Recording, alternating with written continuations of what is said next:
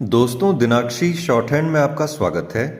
अगर आप चैनल पर नए हैं तो चैनल को सब्सक्राइब करें और बेल आइकन ज़रूर दबाएं। आज की संपादकीय डिक्टेशन 742 शब्दों की एक डिक्टेशन रहेगी जो कि 80 शब्द प्रति मिनट की गति से बोली जाएगी। अगर आपको उस डिक्टेशन की स्पीड को 100 शब्द प्रति मिनट करना हो तो आप YouTube पर स्पीड के ऑप्शन में जाकर स्पीड को 1.25 कर सकते हैं। इस डिक्टेशन की डेमो आउटलाइंस आप हमारे टेलीग्राम ग्रुप से प्राप्त कर सकते हैं।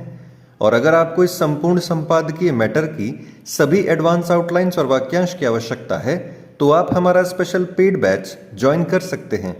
हमारे पेड बैच में दी गई एडवांस आउटलाइंस और वाक्यांश की सहायता से आप शॉर्ट हैंड को 120 प्लस की गति में लिखने में सक्षम होंगे। इस बैच को ज्वाइन करने के लिए आप डिस्क्रिप्शन बॉक्स में दिए गए मोबाइल नंबर पर व्हाट्सएप कर सकते हैं। तो चलिए डिक्टेशन को स्टार्ट करते हैं। डिक्टेशन 5 सेकंड बाद स्टार्ट होगी।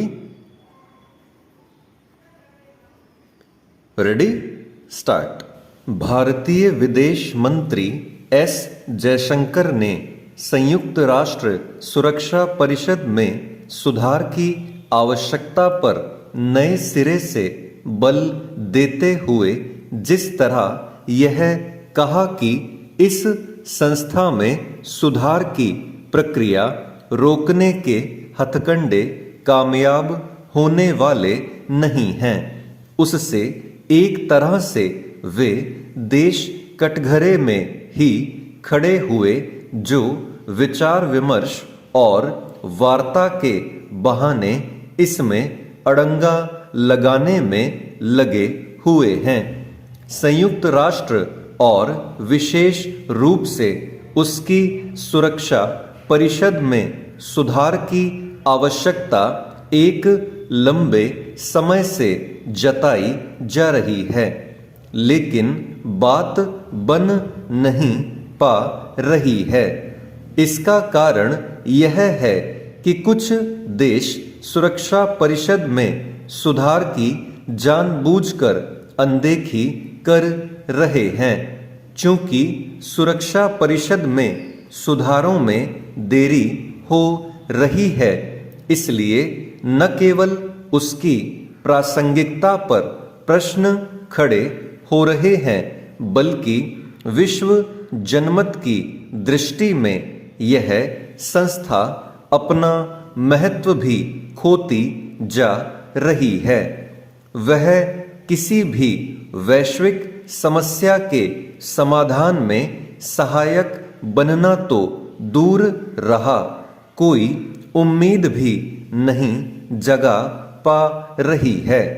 यदि सुरक्षा परिषद को अपनी महत्ता बनाए रखनी है तो उसमें सुधार के लिए सभी देशों और विशेष रूप से उसके स्थायी सदस्यों को प्रतिबद्धता का परिचय देना होगा और इस क्रम में उन देशों पर दबाव बढ़ाना होगा जो सुधारों को टालने में लगे हुए हैं। यह गंभीर चिंता की बात है कि सुरक्षा परिषद वैश्विक समस्याओं पर एक तरह से निरर्थक चर्चा का मंच बनकर रह गई है। यह यूक्रेन युद्ध के संदर्भ में भी दिखा और दक्षिण चीन सागर में चीन की मनमानी के मामले में भी। कुछ वैश्विक ताकतों की मनमानी ने सुरक्षा परिषद को एक तरह से असहाय और निरुपाय बना दिया है। संयुक्त राष्ट्र की सबसे महत्वपूर्ण इकाई जब नाकाम साबित हो रही है, तब फिर इस पर हैरानी नहीं कि उसकी अन्य इकाइयां भी विश्व जनमत को निराश कर रही हैं।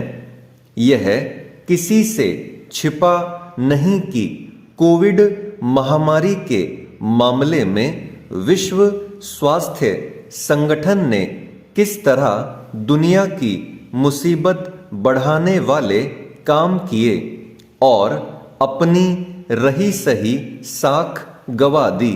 इससे संतुष्ट नहीं हुआ जा सकता कि भारत समेत 20 देशों ने सुरक्षा परिषद में सुधार संबंधी एक प्रस्ताव पारित किया है, क्योंकि आवश्यकता इसकी है कि सुधारों की दिशा में तेजी से आगे बढ़ा जाए। इसलिए बढ़ा जाए क्योंकि इस संस्था में जो सुधार अपेक्षित और आवश्यक हैं, उनमें पहले ही बहुत अधिक देरी हो चुकी है। सुरक्षा परिषद को न केवल और समर्थ एवं लोकतांत्रिक होना चाहिए, बल्कि उसमें उन देशों की भागीदारी भी होनी चाहिए जिन्होंने पिछले कुछ दशकों में अंतर्राष्ट्रीय मंचों पर अपना प्रभाव छोड़ा है। वर्तमान में ऐसे जिन देशों की गिनती की जा सकती है, उनमें भारत प्रमुख है। वैसे तो भारत एक अरसे से इस पर जोर दे रहा है, लेकिन अब समय है कि वह इस पर अपनी सक्रियता लगातार बनाए रखे। चेंज। उत्तराखंड के राजस्व क्षेत्रों में सिविल पुलिस को तैनात करना अब समय की जरूरत बन रहा है। ऐसे में इन क्षेत्रों को सिविल पुलिस के दायरे में लाने संबंधी सरकार के प्रस्ताव को सही कहा जा सकता है। देखा जाए तो इस समय राजस्व क्षेत्रों में अपराध की घटनाएं तेजी से बढ़ रही हैं। इसका एक मुख्य कारण इन क्षेत्रों का तेजी से पर्यटन स्थल के रूप में उभरना भी है। पर्यटकों की बढ़ती संख्या को देखते हुए यहाँ रिजॉर्ट, होटल, गेस्ट हाउस और होम स्टे खुलने लगे हैं। अब यहाँ अनैतिक गतिविधियों की बात सामने आने लगी है। ऐसे में यहाँ सिविल पुलिस की तैनाती बेहद जरूरी है। दरअसल राजस्व पुलिस व्यवस्था आजादी से पहले की है। विषम भौगोलिक स्थिति और अपराध न्यून होने के मद्देनजर राजस्व क्षेत्रों में कानून व्यवस्था की जिम्मेवारी पटवारी को सौंपी गई। समय के साथ इन क्षेत्रों में अपराध बढ़ने लगे हैं। इस समय प्रदेश में तकरीबन 7500 गांव राजस्व पुलिस के अंतर्गत आते हैं। कुछ वर्ष पहले एक जनहित याचिका पर सुनवाई करते हुए उत्तराखंड उच्च न्यायालय ने राजस्व पुलिस की व्यवस्था को समाप्त करते हुए इन सभी क्षेत्रों को सिविल पुलिस के हवाले करने का निर्णय सुनाया था। तत्कालीन सरकार ने राजस्व पुलिस को उत्तराखंड की अनूठी व्यवस्था बताते हुए इस निर्णय के खिलाफ सुप्रीम कोर्ट में याचिका दायर की। इस पर अभी सुनवाई चल रही है। सुप्रीम कोर्ट ने इस मामले में अभी स्थगनादेश नहीं दिया है। इसे देखते हुए पूर्ववर्ती सरकार ने भी जनता की मांग और आवश्यकता को देखते हुए 1-2 स्थानों पर पुलिस चौकियां खोली थी। अब अंकिता हत्याकांड ने इस मांग को मजबूत आधार प्रदान कर दिया है।